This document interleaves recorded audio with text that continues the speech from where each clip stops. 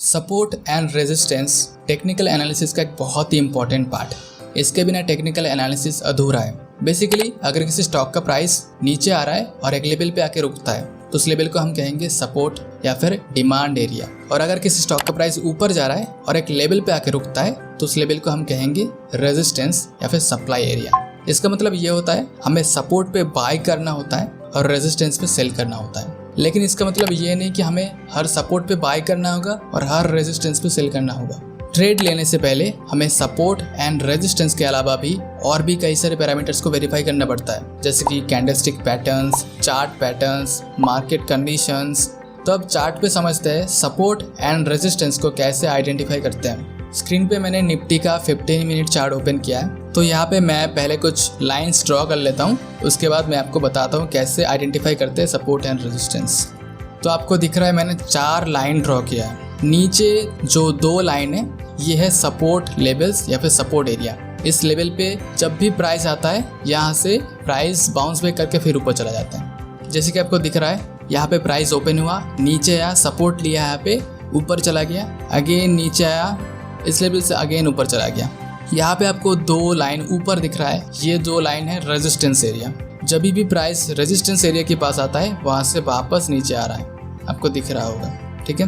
फिर यहाँ पे सपोर्ट पे जब आया प्राइस ऊपर चला जा रहा है। तो सपोर्ट रेजिस्टेंस को आइडेंटिफाई करने का बहुत ही सिंपल तरीका है। अगर प्राइस ऊपर से नीचे आ रहा है और एक लेवल पे आके रुकता है और वहाँ से रिवर्स हो जाता है, ये जो लेवल जो बनता है नीचे वाला जहाँ पे प्राइस सस्टेन हुआ और वहाँ से रिवर्स हुआ, इसी लेवल को हम कहेंगे सपोर्ट। तो इस कैंडल को आप देख रहे हो, ये एक रेड कैंडल है, इसका मतलब इसका ओपन है ऊपर। तो यहाँ पे प्राइस ओपन हुआ, नीचे आया, यहाँ पे रुका, फिर रिवर्स होकर ऊपर चला गया। तो ये जो लेवल मैंने मार्क किया ये है सपोर्ट लेवल।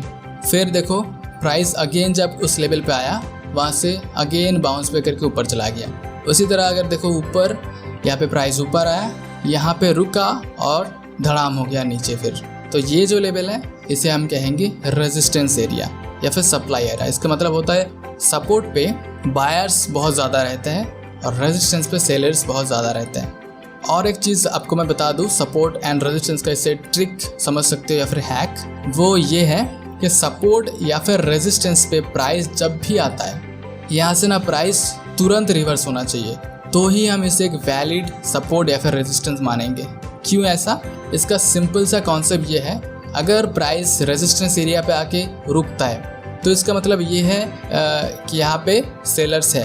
अगर ज़्यादा टाइम यहाँ पे बिताता है इसका मतलब सेलर्स यहाँ पे कमज़ोर हो रहे हैं और बायर्स यहाँ पे अपना ताकत जो है वो बढ़ा रहा है, ठीक है। जैसे कि आपको यहाँ पे दिख रहा होगा, यहाँ पे प्राइस सपोर्ट लेके ऊपर गया लेकिन यहाँ पे तुरंत नीचे नहीं आया, यहाँ पे बहुत ज़्यादा टाइम स्पेंड किया, उसके बाद ऊपर ब्रेकआउट देके चला गया। तो इस केस में क्या होता है, तो प्राइस यहाँ पे रेजिस्टेंस लिया, नीचे आया, फिर ऊपर चला गया, फिर यहाँ पे टाइम पास किया, यहाँ पे एक रेंज क्रिएट किया है। तो जब भी ऐसा होगा प्राइस सपोर्ट या फिर रेजिस्टेंस पे आके एक रेंज क्रिएट करेगा तो हम वेट करेंगे किसका, इस रेंज का ब्रेकआउट होने का। जैसे कि इस केस में इस कैंडल ने रेंज का ब्रेकआउट दिया, तो इस कैंडल के क्लोजिंग पे हम बाइंग एंट्री करेंगे, यहाँ पे हम सेलिंग एंट्री नहीं करेंगे। ऑल्दो ये एक रेजिस्टेंस एरिया है लेकिन फिर भी हम यहाँ पे बाइंग एंट्री लेंगे क्योंकि यहाँ पे इसने टाइम स्पेंड किया है। देखो जब भी टाइम स्पेंड करता है इसका मतलब ये होता है कि बायर्स और सेलर्स के बीच एक फाइट हो रहा है और फाइट में जो जीतेगा हम उसके साथ जाएंगे। इस केस में देखो कि ब्रेकआउट ऊपर की तरफ दिया है तो हम यहाँ पे बायर्स के साथ चलेंगे और हम बाइंग एंट्री लेंगे। इस केस में अगर ब्रेकडाउन देता नीचे तो हम सेलिंग एंट्री लेते, ठीक है, सिंपल है। तो हम सपोर्ट एंड रेजिस्टेंस को ट्रेड कैसे करेंगे, 2 तरीके से ट्रेड कर सकते हैं। या तो फिर सपोर्ट रेजिस्टेंस से तुरंत रिवर्स हो जाएगा तो हम वहाँ पे रिवर्सल ट्रेड लेंगे। जैसे यहाँ पे प्राइस तुरंत रिवर्स हो गया रेजिस्टेंस पे आके तो हम यहाँ पे शॉर्ट कर सकते हैं, हमारा स्टॉप लॉस इसके ऊपर रहेगा। लेकिन यहाँ पे प्राइस तुरंत रिवर्स नहीं हुआ, यहाँ पे प्राइस ने टाइम स्पेंड किया। जब भी टाइम स्पेंड करता है तो हम रेंज का ब्रेकआउट का वेट करेंगे, ब्रेकआउट होने के बाद ही हम ट्रेड लेंगे, ठीक है, सिंपल है। तो आगे भी हम देखते हैं। तो इसने ब्रेकआउट देके एक बहुत बढ़िया मोमेंटम किया। नेक्स्ट डे प्राइस क्या किया, यहाँ पे गैप अप हो गया। तो इस केस में जब गैप अप होता है तो ये जो गैप होता है ना, गैप भी एक सपोर्ट का या फिर रेजिस्टेंस का काम करता है। तो इस केस में गैप अप हुआ है इसलिए सपोर्ट का काम करेगा, अगर एक गैप डाउन होता तो एक रेजिस्टेंस का काम करे। तो मैं दिखाता हूँ आपको कैसे। तो यहाँ पे इसने गैप अप दिया तो हम यहाँ पे एक लाइन ड्रॉ करते हैं और इसके लो पे भी एक लाइन ड्रॉ करते हैं। तो ये जो लेवल मैंने लाइन ड्रॉ की ये भी एक सपोर्ट है, ठीक है। तो ऊपर रेजिस्टेंस कहाँ पे दिख रहा है, यहाँ पे प्राइस आया तुरंत रिवर्स हो गया तो ये लेवल होगा रेजिस्टेंस। तो यहाँ पे भी हम लाइन ड्रॉ कर लेते हैं एक, तो ये लेवल है रेजिस्टेंस लेवल। तो ध्यान से देखो, प्राइस ने यहाँ पे सपोर्ट लिया, फटाफट ऊपर गया, यहाँ पे तुरंत एक रेजिस्टेंस लिया, यहाँ पे आपको एक बेयरिश कैंडल भी दिख रहा है, उसके बाद नीचे आ गया। अगेन प्राइस ने सपोर्ट कहाँ पे लिया, यहाँ पे लिया, तो यहाँ पे भी हमें लाइन ड्रॉ कर लेते हैं। यहाँ पे सपोर्ट लेके तुरंत ऊपर चला गया, अगेन सेम रेजिस्टेंस पे आके अगेन नीचे आया, फिर यहाँ पे टाइम स्पेंड किया, देख रहे हो आप, और एक रेंज क्रिएट किया। लेकिन हम यहाँ पे एंट्री नहीं लेंगे क्योंकि ये ना सपोर्ट और रेजिस्टेंस के बीच में है, हम बीच में एंट्री नहीं लेंगे। अगर ये सपोर्ट पे आके रेंज क्रिएट करता और ब्रेक डाउन देता तो हम इसमें एंट्री ले सकते थे, लेकिन इस केस में ऐसा हुआ नहीं, इसने बीच पे ही रेंज क्रिएट किया, तो हम इसे हम डिलीट करते हैं। तो रेंज क्रिएट करने के बाद फिर प्राइस ऊपर गया, यहाँ पे अगेन रेजिस्टेंस पे आके तुरंत रिवर्स हो गया, तो यहाँ पे हम सेलिंग एंट्री लेंगे और स्टॉप लॉस हमारा इसके ऊपर ही रहेगा। सिंपल है ना।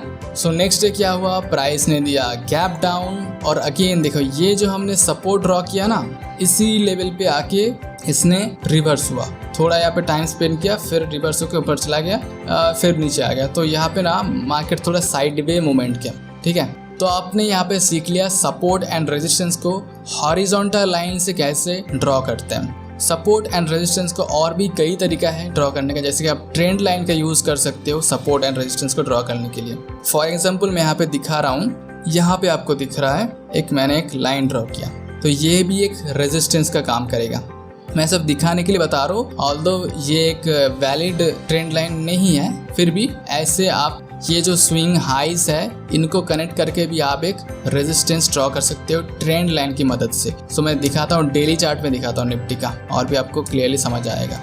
तो यहाँ पे देखो निफ्टी यहाँ पे ना इस ट्रेंड लाइन को फॉलो कर रहा है, ये भी एक रेजिस्टेंस का काम कर रहा है। यहाँ पे मैंने कोई हॉरिजॉन्टल लाइन इस तरह से नहीं खींचा, हॉरिजॉन्टल लाइन भी एक रेजिस्टेंस का काम जरूर करेगा, लेकिन इस केस में ये जो ट्रेंड लाइन है ये ज़्यादा अच्छे से काम कर रहा है, ठीक है। तो चलिए सबको मैं रिमूव करता हूँ, फिर ड्रॉ करके दिखाता हूँ। ऐसे आप ट्रेंड लाइन ड्रॉ करके भी सपोर्ट एंड रेजिस्टेंस को ड्रॉ कर सकते हैं। ट्रेंड लाइन का भी सपोर्ट एंड रेजिस्टेंस होता है, बेसिकली एक लाइन खींचना होता है एक ट्रेंड का स्विंग हाई को कनेक्ट करते हुए, यहाँ पे आप एक रेजिस्टेंस लाइन ड्रॉ कर सकते हो। ट्रेंड लाइन की मदद से अगर सपोर्ट भी ड्रॉ करना चाहो उसके लिए भी मैं दिखाता हूँ, अगर कोई यहाँ पे लेवल हो, जैसे कि ये लेवल आपको दिखाता हूँ, शायद ये कनेक्ट किया जा सकता है यहाँ पे, हाँ इस तरह से, मतलब ऑलमोस्ट इस तरीके से होता है, बिल्कुल सही है। तो यहाँ पे देखो एक मैंने ट्रेंड लाइन की मदद से एक सपोर्ट लाइन ड्रॉ किया। यहाँ पे प्राइस पहली बार यहाँ पे आया, दूसरी बार यहाँ पे आया,